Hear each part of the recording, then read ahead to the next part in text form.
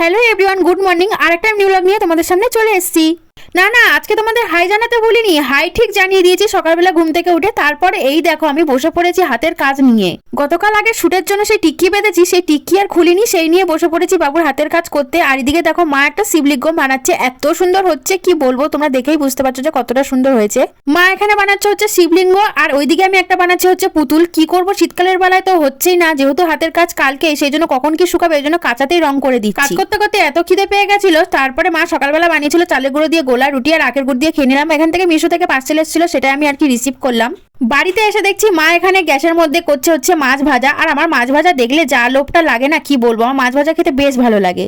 আগের ভিডিওতে তো তোমরা দেখেইছিলে যে কীর্তন থেকে জল আনতে এসেছিল, তো সেটাই আর কি এখানে পুজো হচ্ছে আর আমরা সেখানে প্রসাদ খেতে গেছিলাম। দেখো গান গাইছে আর নাচানাচি হচ্ছে, এই যে প্রসাদ খেতে বসে পড়েছি। দেখো ভাত দিল, ডাল দিল আর একটা বাঁধাকপি দিয়ে একটা তরকারি দিয়েছে। পুজোর ভোগ খেতে বেশ ভালো লাগে। তো আজকের মতো ভিডিওটা এইটুকুই।